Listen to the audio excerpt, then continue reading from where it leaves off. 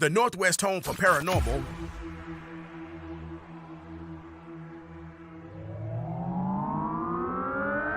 You're listening to U.S. Phenomenon with your host, Mario Magana.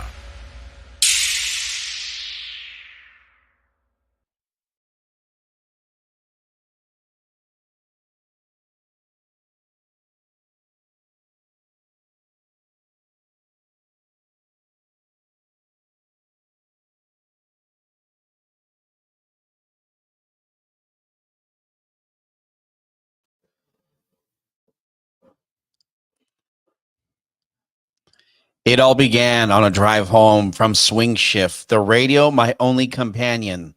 The voice of the legendary Art Bell filled the car, a beacon in the darkness, speaking of worlds beyond our own, of stories untold, secrets kept just out of sight. That voice, those tales ignited a spark within me, a drive to seek the truth, to explore the phenomenon that lie just beyond the edge of reason. From the whispers of the paranormal to the echoes of the unknown, my quest began. So, fellow night travelers, as we continue the journey, let's delve into the enigma of the night and uncover the mysteries that await us. This is U.S. Phenomenon, where the answers never end and the adventures are just beginning. I'd like to welcome you, all of our YouTube listeners, Facebook watchers, and Twitch viewers. Thank you so much for hanging out with us this evening. We're going to talk about the 30th anniversary of Kurt Cobain's passing. This was huge to me for many reasons. I mean, it's been 3 decades. The world has lost probably the hugest icon since like the Beatles, since like John Lennon. I mean, his birthday, the anniversary had just passed. Um, Maybe you want to chime in and you want to share something about that April 5th from 1994. Where were you? I'd love to hear from you tonight. 775-990-5151 is our text line. If you're watching via one of our YouTube, Facebook, or Twitch, if you're watching on one of those avenues, we'd love to hear from you as well. You can leave us a comment on our chat window there. We'd love to hear from you. It's interesting to me because when I go back and look, when I was that young, I was not a big, I was kind of like, I dabbled in the uh, array of that music. I was more of a hip hop, 90s kid listening to like the TLCs, the MC Hammers, more of the pop culture then. And I think it was growing up in the 80s and early 90s, our parents still were controlling the radio, right? I mean, at least mine was. So there was that influence, the Beatles, some of those old Rolling Stone records being, ingrained into our memory banks. Yeah, so much time that I remember like it was yesterday. I remember this time life was so much different here in the Pacific Northwest, a quieter town. It was different. The Seattle Center had the flag pavilion at that time, where I remember everyone going to hang out with Kurt, or the spirit of the passing of Kurt Cobain. I remember everyone going down there to hang out. Lots of people just in mourning. It seemed like a cold April 5th, like that week, that time period where everyone gathered to memorialize, to commemorate this individual that we all lost. Like it was our best friend.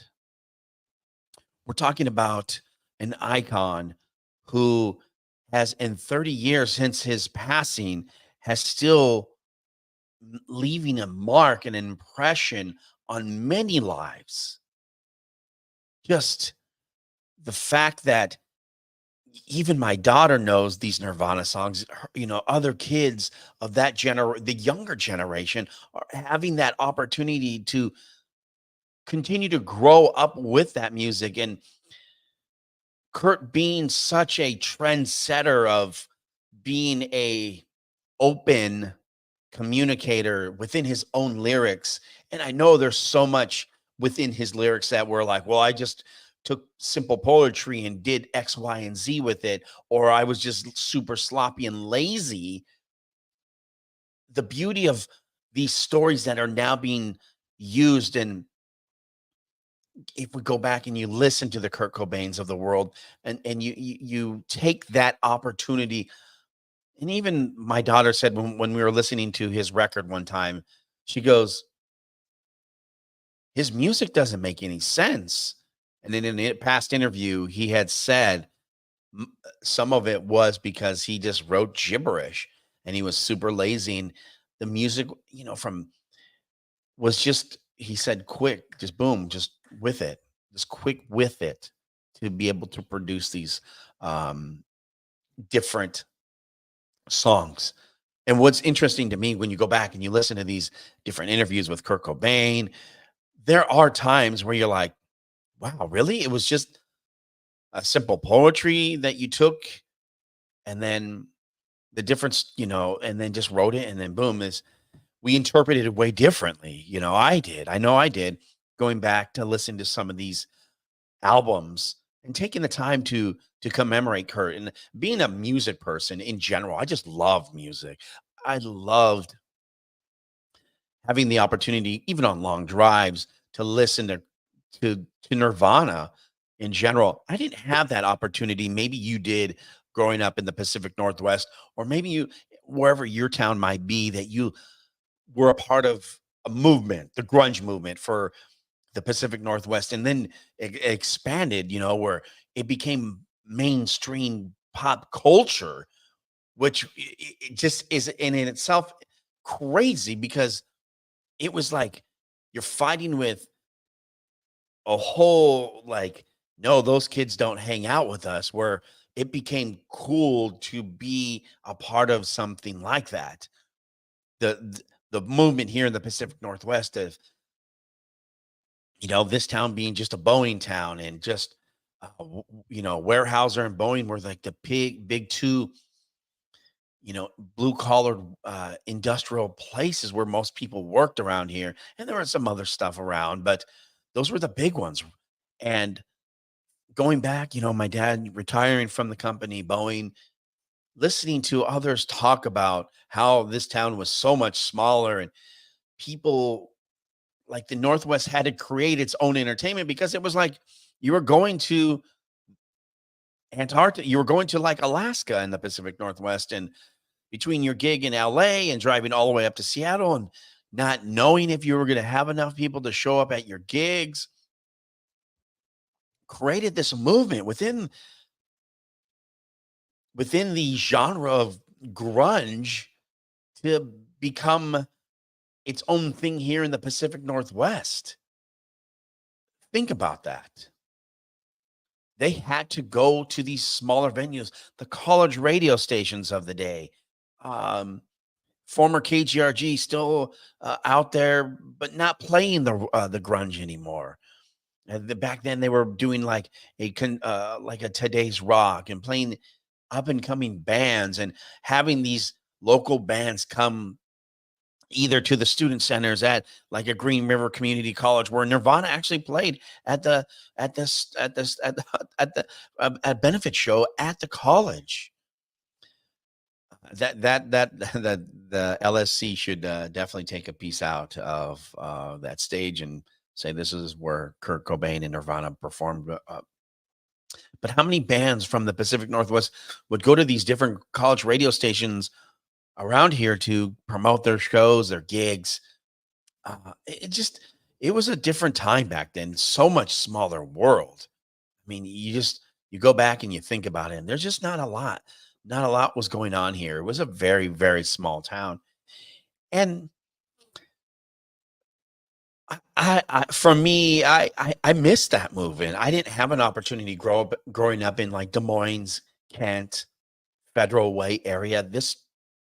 I was a suburbs kid. I didn't have that opportunity to hang out and go to different shows and be a part of that movement. Much too young for myself to. My world was too small back then. There were no social media, right? There was no social media, so I didn't have an opportunity to. And I didn't listen to anything but one radio station that no longer exists in this town. You know, the 93.3 Cube 93 was the big radio station. And during that time when the passing of Kurt Cobain happened, the station had to change. Even the radio station was having to play grunge music.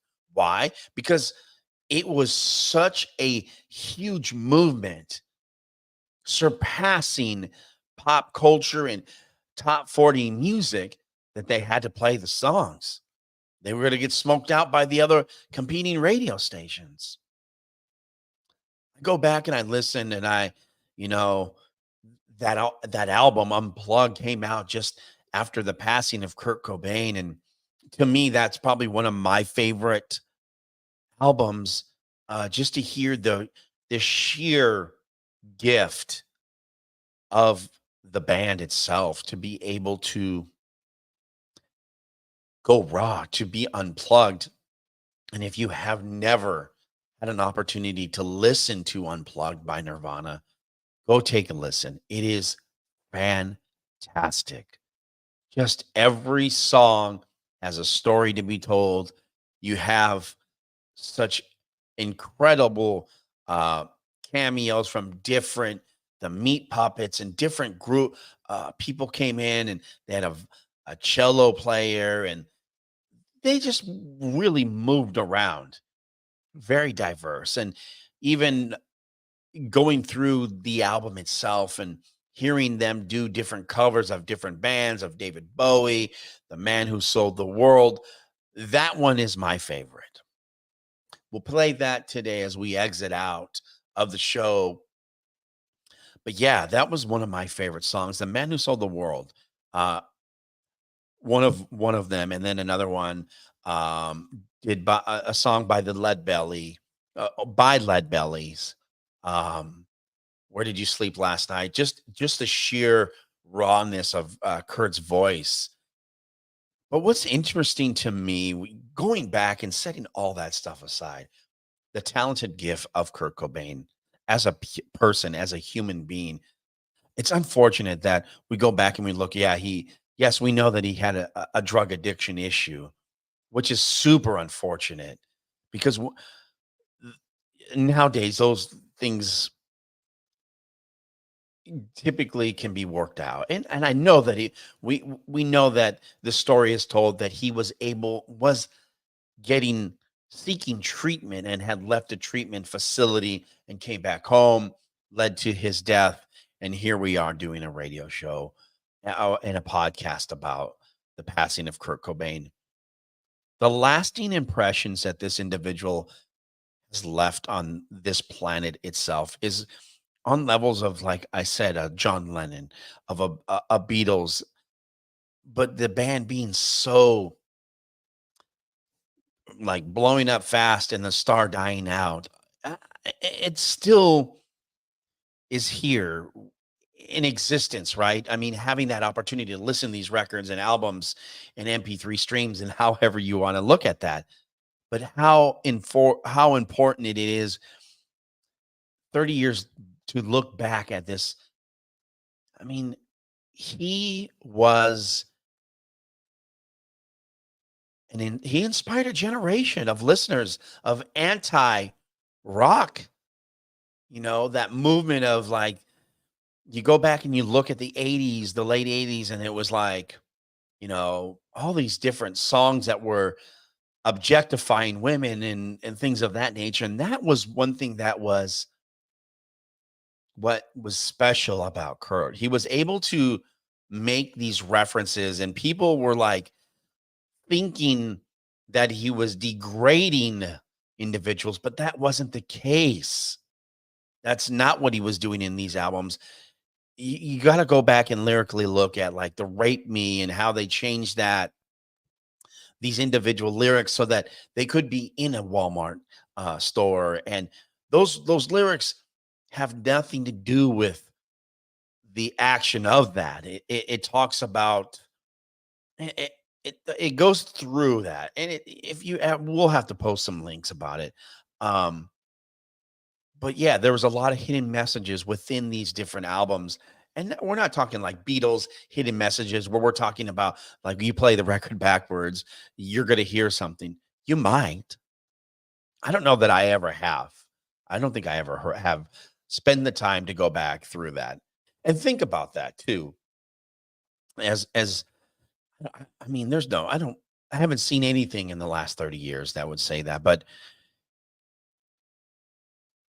these messages were just told within the lyrics. You know, there's no hidden message. It was just with reading between the lines is really what Kurt's motive was back in those days. You know, I mean, you can talk to a generation right now and they would say, yeah, we'd love Kurt Cobain. We'd love Nirvana because of these messages of, you know, of these different stereotypes that even Kurt Cobain had been going through during his high school years, you know, being an outcast and being called gay, and he was like, I'm not gay because he hung out with a gay guy. He wasn't gay. He just was inclusive. And I know that those are trigger words to a lot of people, but he was a man who just walked his own beat of the drum, right? He wasn't going through life saying, "Oh, no, I can't hang out with you." You know, he continued to go through and just pour into individuals and have friends. It didn't matter who they were. Kurt was still friends with them. And even when the individual who was gay said, "Hey, Kurt told him, he's like, I'm not gay, but I'll still be your friend. You know, we can still be friends." And here we are, a generation 30 years later, and it's pretty much acceptable to have friends. There's people that different strokes for different folks, right? But again, it's not in my lane. It's not something that I have to worry about, right? Just cool, do your own thing, right? And I think that's really what Kurt was a trend center for. We're talking about someone who 30 years was doing what is now the norm here. I just going back, even looking at the 30-year history of such an incredible individual, the music, the rich music and history behind this band, um, just continues to pour into today's world. I mean, most people are like, "Yeah, well, I love Nirvana." I don't, or you don't love Nirvana, and that's the beauty of it. You have that opportunity just to listen to beautiful music, and let's take a listen to a piece of YouTube video of Kurt Cobain here. This gives us an opportunity just to take a listen to you know someone who was crying for help, who needed help because he was addicted. And I believe this is some tapes of Kurt Cobain here. Because I just arrived and he knew it was breaking my heart. I talked to him about it and everything that I'd learned about heroin. We're talking And about I asked him if he was at the stage of where he was addicted to also the needle prick. And he burst into tears. this is a man struggling. You know, as we listen to that audio, we're talking about a man whose rise to fame was such a rocket, just going up to number one, having everyone wanting to be a part of this movement, becoming the pop culture, everyone going into different magazines, buying your Doc Martens and your flannel shirts and your ripped jeans and the t-shirt underneath. And it was too much for anybody. And as we listen to his aunt there share a story about her confronting Kurt, this individual was hurting, was looking for help, was crying because he was at probably a point in his life where he was probably super addicted to the drug, maybe even to the, as she said, the needle prick. It is so crazy to me that this could be a thing. Send your text in 775-990-5151. We're getting some texts that are coming in. From the 253, I was a young teenage girl who was crushed. Me and my friends took the opportunity to take the Metro bus to the Flag Pavilion, light candles, cry together, and mourn. Thank you from the 253. If you have a text or you want to send us your story, I'd love to hear from you. 775-990-5151. Where were you during this time when Kurt Cobain passed away? Yeah, teenage kid. I remember it like it was yesterday. And having an opportunity to work in radio and also in television for the local ABC station, KOMO TV, talking to one of the old photographers, Stephen Romaley, he took this, had the opportunity to capture probably the most iconic pictures of all time with the feet and, he talks about that story before he retired. It just hearing these stories from photogs and other individuals. Yes. Thanks to Barnes Media. Hello from the flagship mother station over there at KVI. All right. Well, keep us on the radio. We appreciate that this evening. If you ever never had an opportunity, this is always a fun one too, to go down to the KVI beach. It's on Vashon Island. So if you ever are looking for something to do, there's some fantastic stuff to do in Vashon. And big shout out to Vashon Island, because if you're doing a cool day trip, they have a cool place. I forget the name of the it's like called like a warehouser or something like that. You can go there and get some brunch, and then there's some breweries, but go down to the beach. But remember, if you go to the KVI beach, it's free to go on, but make sure you pack it in, pack it out. All right, that's my my public service to the station. But yeah, it's always a fun opportunity to go hang out at KVI. KVI is an amazing spot to go and be. Great sun. You can see the city. It's a cool place to be. There's some really rich history. Don't try to go into the antenna, the transmitter area. It's all blocked off. But there's a beach there. There's, I believe, some old nets and stuff if you want to play volleyball. But pack it in, pack it out. I can't. I was too young to have partake in the Cobain.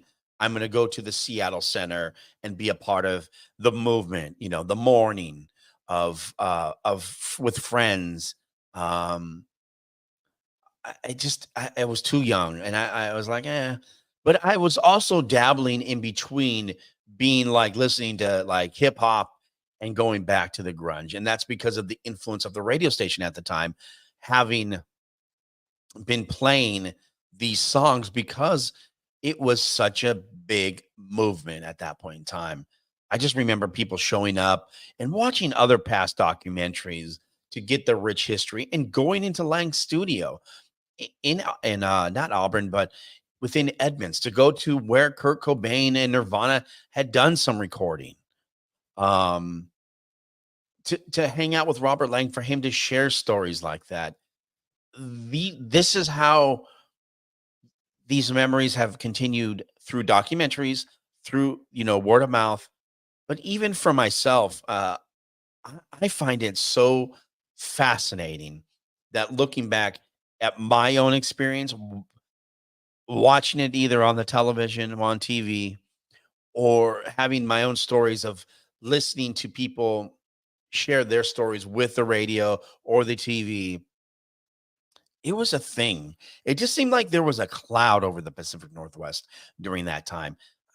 I mean, I know that the Pacific Northwest is always cloudy, and there seems to be in April very dark time. It's cold, it's wet. It just seemed like that time seemed to be a little darker, a little grayer at that point in time. What I find to be super interesting at that point, after the passing of Kurt Cobain, it was almost like grunge had was like a pimple and it had popped. It was like it had it had burst. And that movement with all these different bands that were coming through, the Pearl Jams, the Mud Honeys, I mean, there are the tons of other bands, right? People coming to the Northwest to cultivate these next bands. It had hit a movement, and then you start to see the shift in the genre of grunge. You get the REMs of the world to start to, today it's gonna, that reminds me of like the hangover preceding the grunge movement, moving to the next phase, the morning phase of that movement. And to me, I feel that that piece of like the REMs of the world really were the bands that were pushing. And it's almost like they went back to Brit. They went back to music that was more rock and roll, like a Beatles and like the REMs of the world. And these bands were really coming through at that point in time. Um, to kind of like not to move past the pimple pop and the heel, but you only got so many bands that are coming out of the Pacific Northwest. You got a lot of them, right?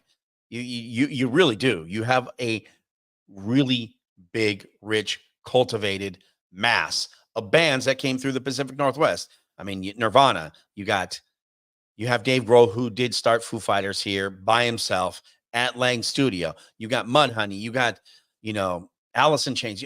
All these bands. But at what point have you found them all? You know, we want to find the next band, and it just seemed like it became too corporate at that point in time. That's the word I'm looking for. It became too corporate. You start to see the pop culture commercials. Hey man, we're putting together. You see the 900, the 1-800 call collect commercials, and it became a pop culture movement. It became so mainstream uh, that it was like everyone's like in that band, in that world, the grunge movement was like, okay, I'm good. Like we've had enough. We're done. This is too commercialized now. And so that movement had started to change and drift. The passing of Kurt Cobain, you start to see these other bands start to come to fruition. The REMs, you know, Foo Fighters, uh, Dave doing the project by himself. Quite an interesting fact. I will always tell you that. Look, as much as I am a true Foo Fighters fan, I'm going to tell you right now that band is Nirvana 1. Well, it's Nirvana 2.0. That's really what it is, because you do have two members from Nirvana that are in Foo Fighters, which I mean that's half the band. There was two other players. One is that he no longer on the planet, and the other one's like, I'm good, not really going to be doing anything. But he's come back to play. Chris Novosek. Yeah, I mean he's come back and he's played with them on different tracks. And fast forward to present time, and going to have a moment with my old man, my dad, and my younger brother. We had an opportunity to go see Paul McCartney at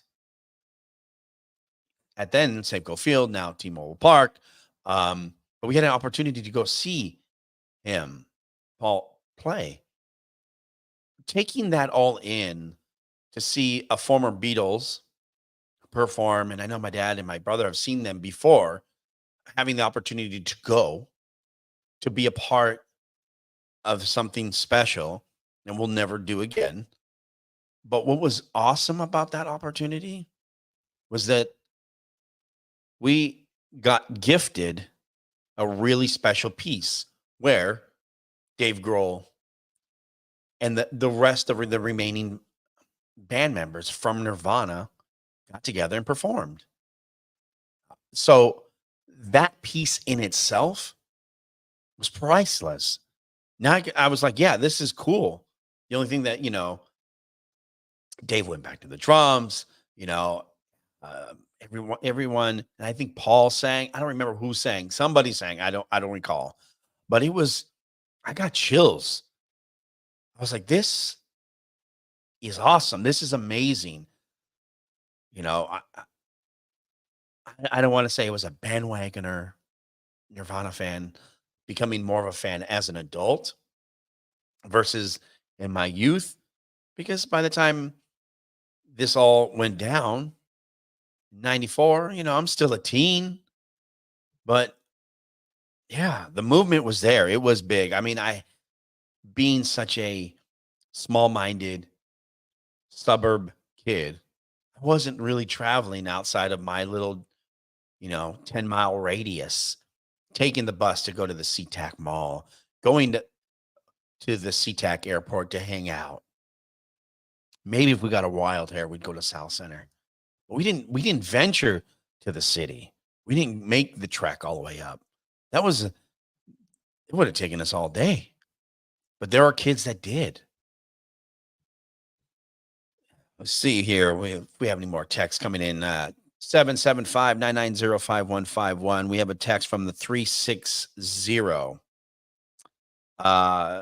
He says they actually went back to do a thing down. Says here, text message says, we had an opportunity to drive down to Aberdeen, excuse me, to go where Kurt Cobain spent a lot of his time underneath the bridge. So people celebrated Kurt in their own way within the lyrics of songs to be able to, take whatever was rich in their heart with these different songs and different albums. Great, great lyricist. But, even listening to Dave talk in different interviews of him saying that Dave wrote, it was magical. It was super easy. They kept it simple. There wasn't a lot of discussion back and forth. And maybe we need to rewrite this for this bar and this and that. All music terms that I don't really understand. But the beauty of what the band was it was raw. It was pure. And that's what made Nirvana such a successful band. It touched so many people.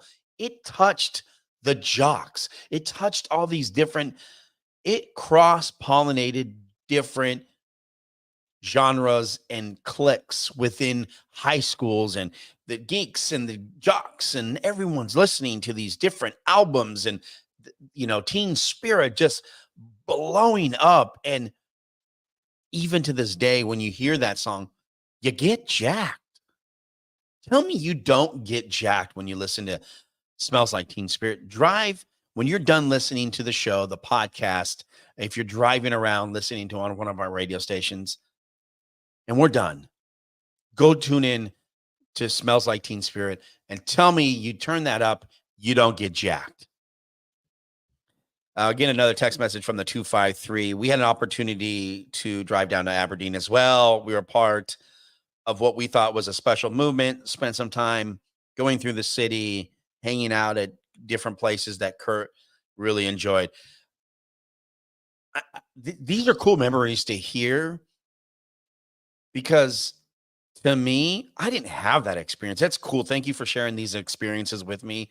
I appreciate that because listen, this show doesn't exist without the listeners. And to not look, I mean, I'm just here to be the venue. I was a huge fan, love the band, especially now. Spending like we know that the anniversary has passed, but I wanted to do something not prior to, but after. Thoughtful, just be thoughtful about it and have a conversation as we journey down the path of life. You know, the world didn't end. I mean, we saw a beautiful eclipse. I mean, and everything that the naysayers and speculators and speculation of different individuals talking about they were going to try to do martial law or they're going to practice a run, and there was seen to be none of that. Look, you know, regardless, it was.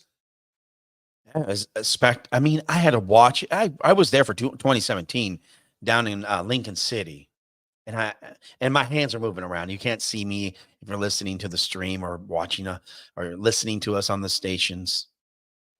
But if you're watching me, my hands are flailing anywhere because over here is my 2017. As I point over in the studio, I have a picture from the 2017 solar eclipse. It was fantastic. It was magical. It was pure. It was the most amazing thing I have ever seen. And I had an opportunity. I watched the feed on YouTube's the ABC feed that went across the entire country, starting in Mazatlan and going all the way up. I was touched. It was cool. Not the same experience, obviously, but it was cool still to watch it, to be a part of it, to listen to other individuals have that opportunity, that aha moment, right?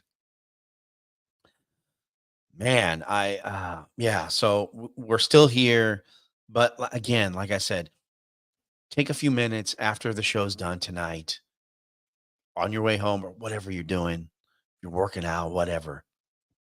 Go back and listen to Smells Like Teen Spirit. It's gonna get you jacked. You're gonna be ready. The drums, the way it just hits, Kurt's voice. Listen to the song. In that one, you may find some not much of anything, but the song hits. It just hits different. Um, some other things that are going on around here. Well, getting back to the paranormal,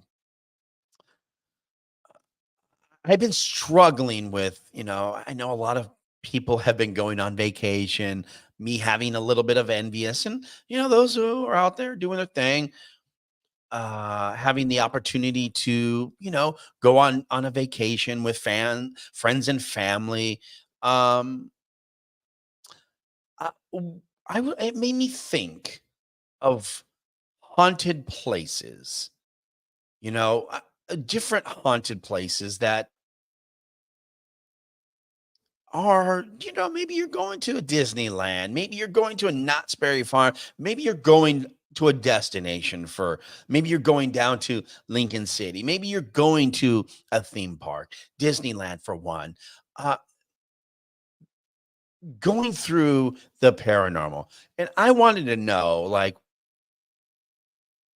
I don't think that anytime that I've gone to Disneyland, I don't ever recall, and I've heard the stories that it took time to build Disneyland, and they wanted to get the haunted mansion right so that they could put the ghost in and you see Walt talk about this.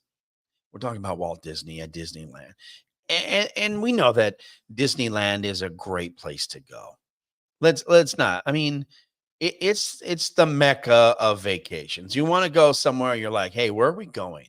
We need to take the kids to Disneyland. And it seems to be that this is the place where everybody likes to take a vacation to. I mean, yes, I've gone many of times, taken my daughter and been a part of some amazing opportunities. You know, I just going back through, the experiences, and you talk about the Disneyland experience, right? We're not talking like going through the haunted mansion. And don't get me wrong, I love the haunted mansion. We're not talking about the spooky snacks that you can get, and the makeover of the Cars Land area. We're talking about full-fledged haunted spots within Disneyland. We're not talking about the Sleepy Hollow and the Headless Horseman and the things that you see around the hitchhiking ghost and then the different haunted mansion and the Nightmare Before Christmas theme, haunted mansion that comes in the fall. We're talking about full-fledged haunted places like Walt Disney's apartment above the fire station. A lot of people say it's haunted. They said the bathroom within the I almost call it the Universal Studios, which is not. Not the Universal Studios, but we're talking the Disneyland Hotel. Leaving you play on my drive home. Oh, nice. Thank you for listening this on the drive home. Now, as we're talking about, not talking about haunted, like, let me get back to it. So being haunted in regards to like spooky paranormal, like Walt Disney's ghost is within the apartment at Disneyland.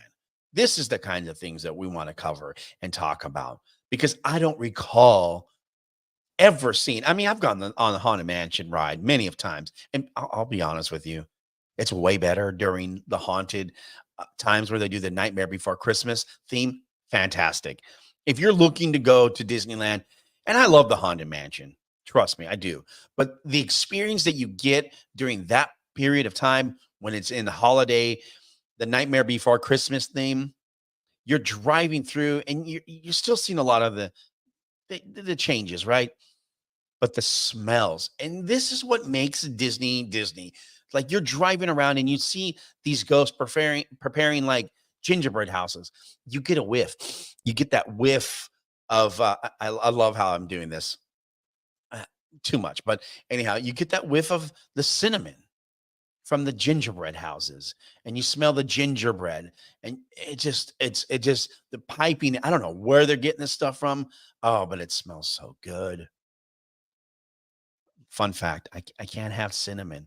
I don't know why, but uh, if I eat too much of it, I probably attribute it to eating way too much cinnamon toast crunch as a kid, like by the truckloads, like 2, 3, 4, 5, 6 bowls. Uh, I digress. So getting back to this, there are places within Disneyland that people say is haunted. So I wanted to share some audio of what this might actually look like for us.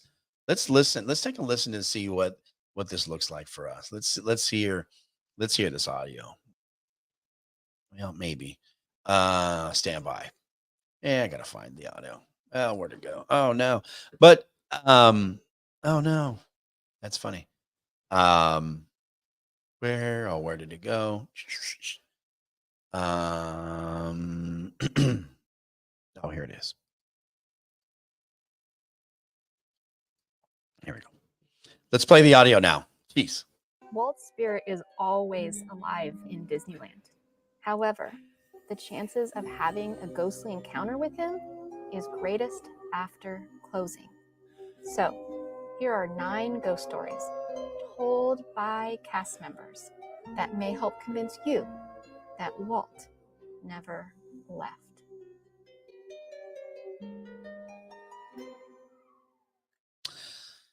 Let's hear number 9. Let's see if this is The Golden Horseshoe in Frontierland is known by cast members to be one of the most haunted locations in all of Disneyland.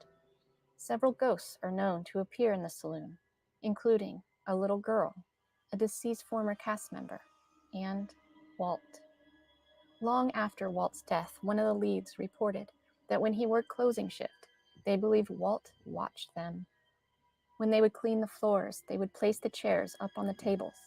In Walt's favorite box above the stage, one chair was commonly found back upright on the floor. He also said that the smell of cigarette smoke would waft from that area. Ooh, I don't know that if I was working at Disneyland that I oh, the smell of smoke, the that feeling of the presence of somebody there. I don't know. Let's listen to number 8. Let's see if I'm buying. Are you buying these? Let me know. Send me a text. That's 775-990-5151. Love to hear from you. If you're watching on our stream on Twitch, YouTube, or Facebook, please, you can leave us a comment. We'll get it played. Walt's love of steam trains and his desire to have a life-size railroad of his own was a major impetus for him to build Disneyland. Out of the 5 steam trains at Disneyland, an average of 3 are usually running on the main line around the park during operating hours. After closing, they all return to the roundhouse for their nightly inspections and maintenance. According to a former cast member, the train command center has a board that shows where trains are on the track.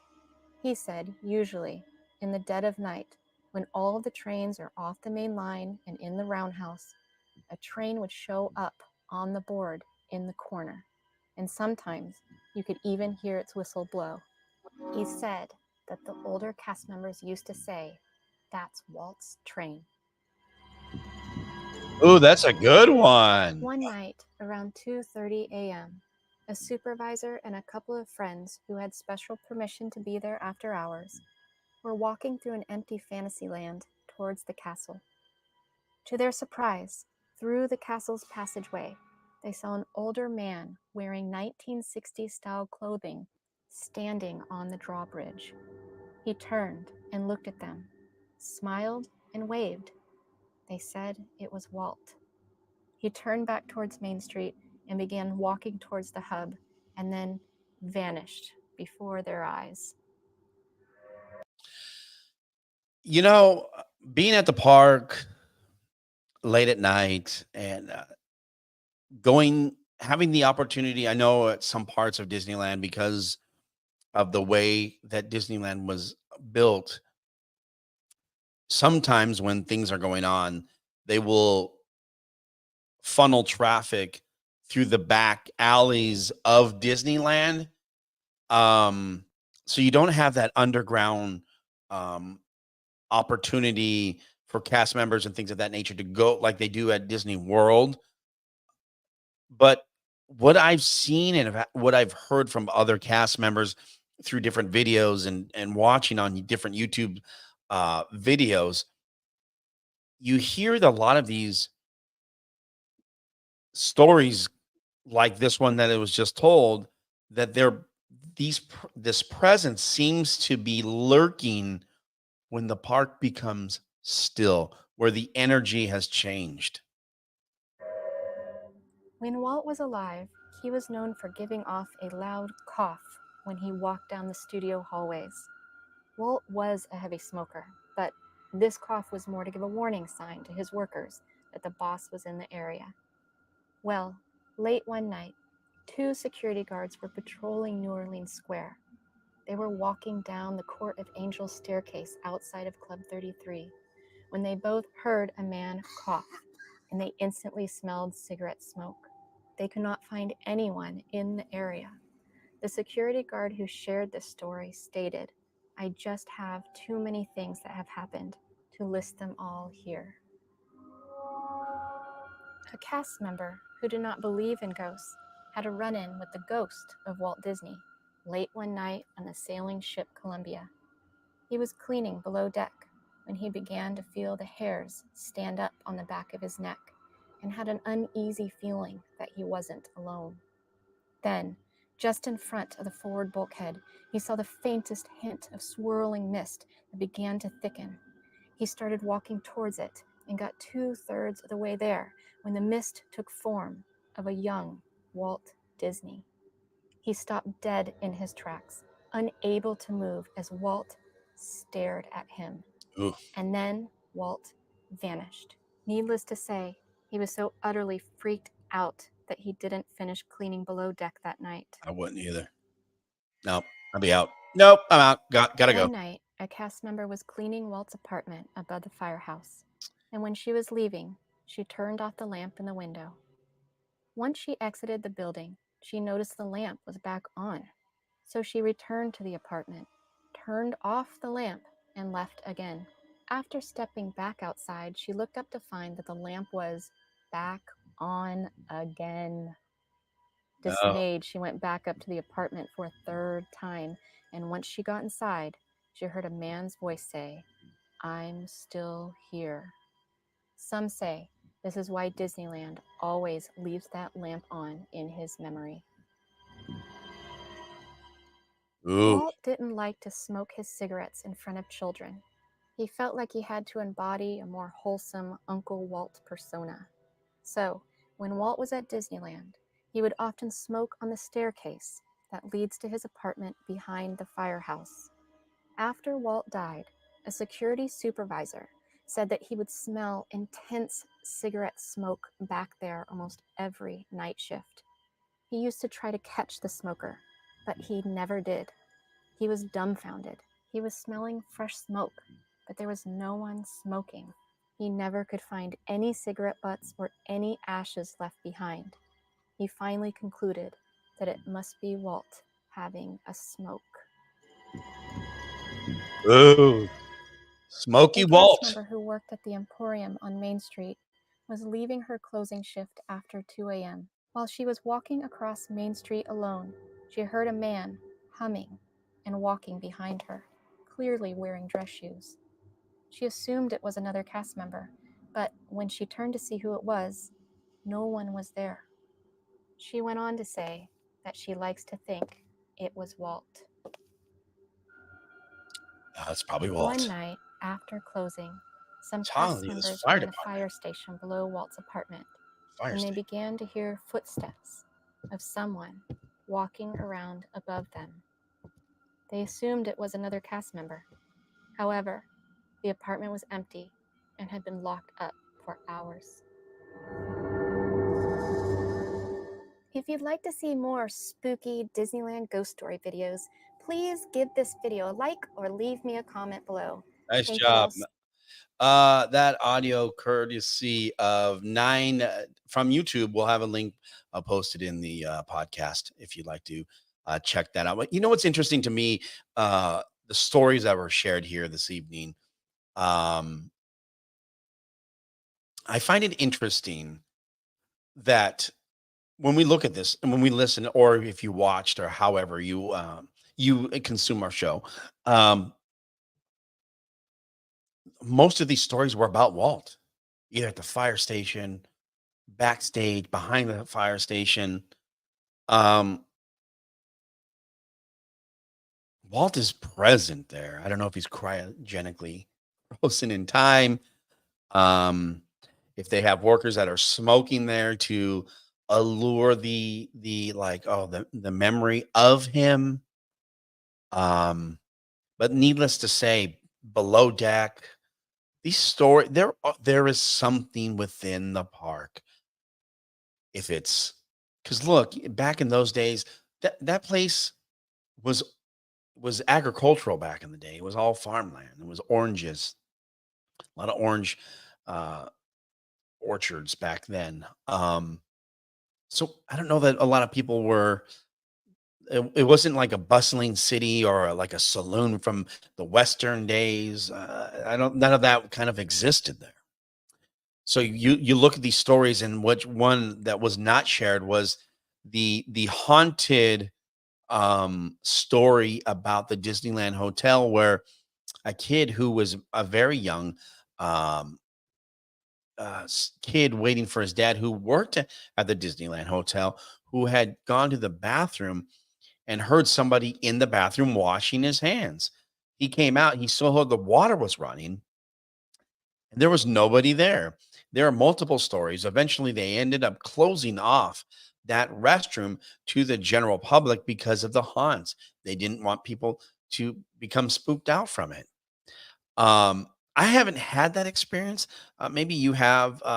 Love to hear from you. 775-990-5151. If you're watching the stream You can send us you can send a message. We'll get it posted up. Have you had an experience at a theme park, Disneyland, Knott's Berry Farms, Six Flags, whatever? Um, have you ever had one of those experiences where maybe you saw a haunt? Um, let's see here. We got one from the 206. Back in the day, I thought I saw something on um, the old school ride from Who Framed Roger Rabbit, where you're in the car. Okay. I remember that ride as a kid. I do remember that ride. I don't think it's there now. I think they're renamed. I think they redid that whole that Toontown, and it's a new name and a whole new theme there at the theme park. So, yeah. All right. So we got some exciting news. We're going to be doing we're going to be doing, we're going to team up with somebody very special with we're going to be teaming up with somebody. But before we give out all those details, if you're listening, watching, how that plays out, here's what I'll tell you. We've all gone camping, and I know we all have terrible camping experiences.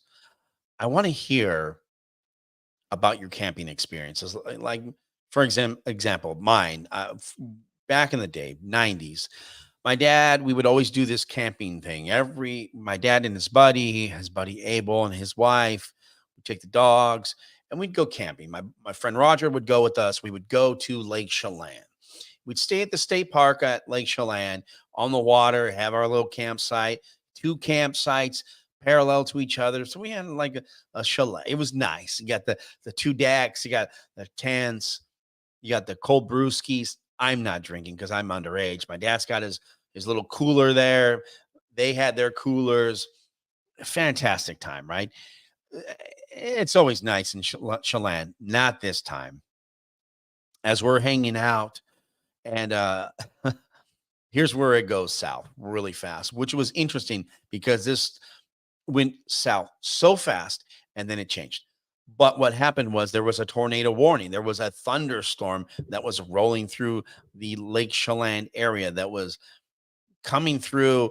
And what was interesting as we were listening to the radio, you could hear there were reports of tornadoes, a funnel cloud that had been seen. Mind you, I've been from the Pacific Northwest all my life. I haven't seen anything like this before. And as we're watching down the lake, you can see the thunderstorm coming up the lake. And I tell you, we went from a beautiful day and you heard the thunder. You could hear the thunder roaring and it was time. It was like, okay, we got to go back to the campsite. So we go back, we got ice cream, the whole 9 yards. We finally get back to our tents. We're listening to the radio. My dad's like, you got to hunker down. The storm's coming.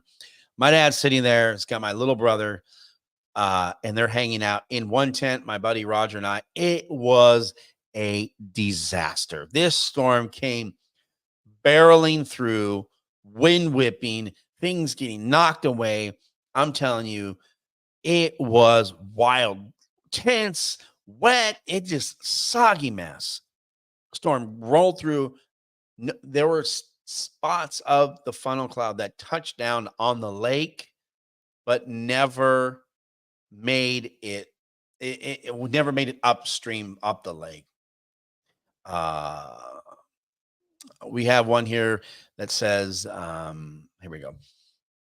Barnes Media says we had a funnel cloud in Spokane one year when I was a kid. Yeah, interesting that when we talk about these funnel clouds, it by the time it came up the lake, it was just a roaring thunder storm, a lot of wind, a lot of rain. I mean, we had water within our tents. And then it passed. And then the sun came back out. We were able to kind of recover from it.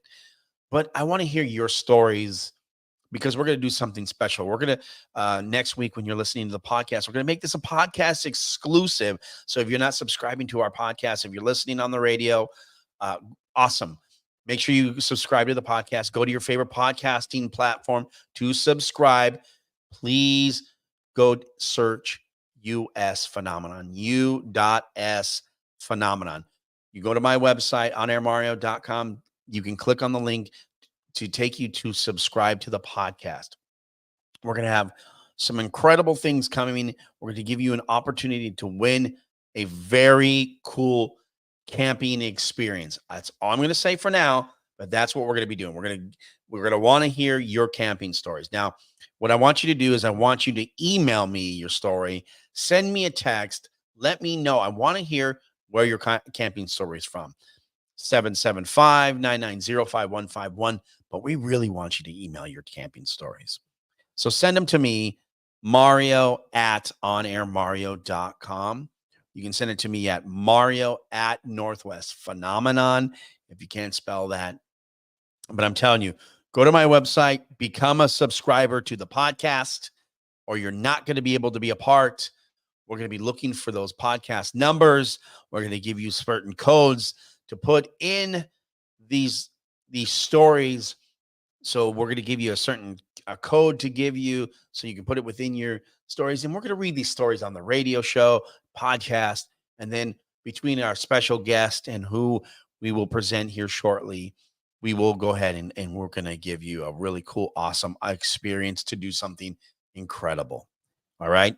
From the Pacific Northwest, I want to thank you, the listeners. Again, we can't do the show without you. You have a suggestion of a show that you would like us to do, send me a text, email me, mario@onairmario.com, Mario at US Phenomenon, Northwest Phenomenon, however you want to spell it.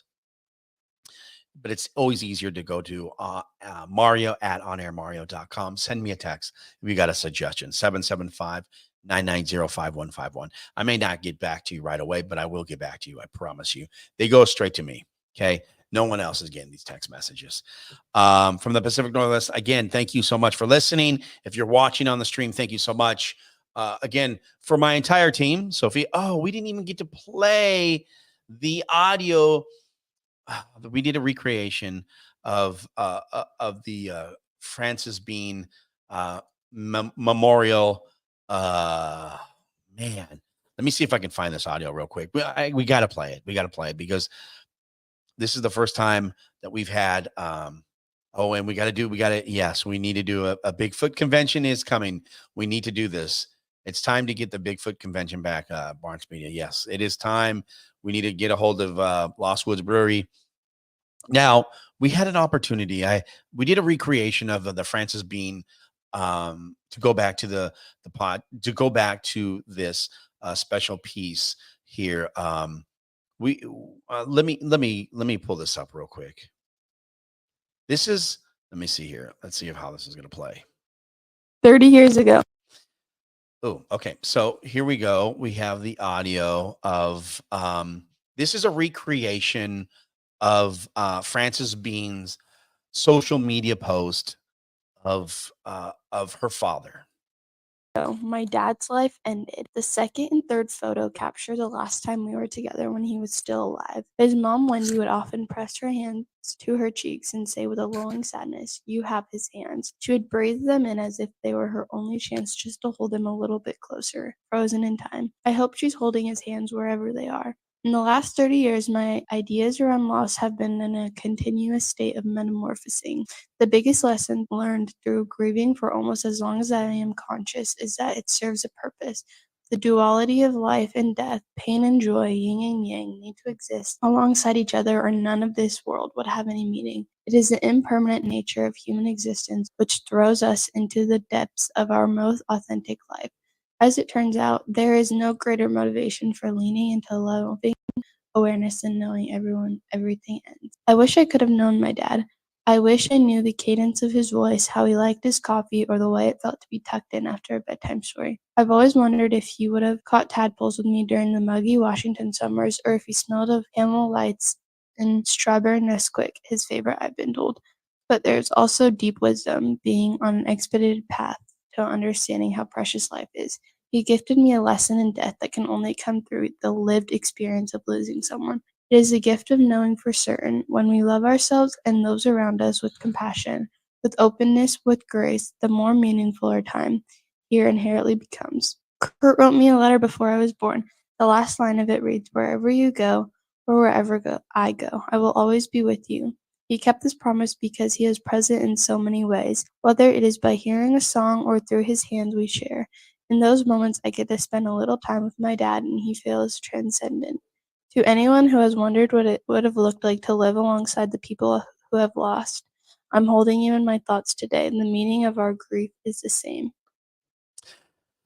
That audio built by my young daughter.